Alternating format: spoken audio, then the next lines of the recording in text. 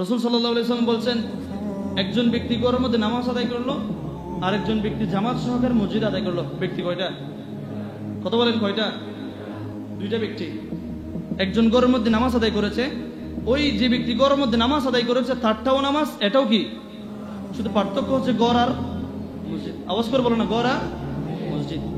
যেই ব্যক্তি ঘরের মধ্যে নামাজ আদায় করেছে আর যে ব্যক্তি মসজিদে নামাজ আদায় করেছে, ওই ঘরের মধ্যে যে নামাজ আদায় করেছে তার নামাজের চাইতে এই ব্যক্তি মসজিদে যে জামাত সহকারে নামাজ আদায় করেছে তার নামাজ 40 বছর নামাজ পড়ার চাইতে উত্তম। আওয়াজ করে বলেন না, তাহলে নামাজ মসজিদে এসে পড়তে হবে না? আমি এমনটা বলছি না যে আপনি ঘরের মধ্যে নামাজ পড়েন। আপনি ঘরের মধ্যে নামাজ পড়ার জন্য নফল নামাজ পড়েন না, সারাদিন নফল নামাজ পড়তে থাকেন, কি সারাদিন ঘরকে আবার খবর বানাইন না, একবারে নামাজ দেবো না পড়ি দূরে চলে যাবেন, এরকম না। ঘরের মধ্যে ইবাদত করতে হবে। ঘরের মধ্যে ইবাদত না করলে ঘরের মধ্যে বরকত আসবে না। এখন ঘরের মধ্যে ইবাদত করলে আপনি নফল নামাজ ইবাদত করেন, ফরজ নামাজ মসজিদ আসে পড়েন। মসজিদটা বানাইছে নামাজ পড়ার জন্য, আপনি ঘরের মধ্যে হাঁটকেন গোসা যদি বসে থাকেন, এটা কি হবে? আপনার নামাজ আপনি পড়েন নাই, আপনার আমল নামে গুণে লিখা হচ্ছে, কিন্তু আল্লাহর ঘর মসজিদে 5 ওয়াক্ত নামাজ সময় মতো চলে যাচ্ছে, ঠিক কিনা? তাহলে রাসূল সাল্লাল্লাহু আলাইহি ওয়াসাল্লাম বলতেছে, ঘরের যে নামাজ পড়েছে তার চাইতে মসজিদে নামাজ পড়া 40,000 বছর নামাজ পড়ার চাইতে উত্তম। সুবহানাল্লাহ বলেন না? তাহলে আমরা মসজিদে আজকে থেকে নামাজ এসে আদায় করবো ইনশাআল্লাহ।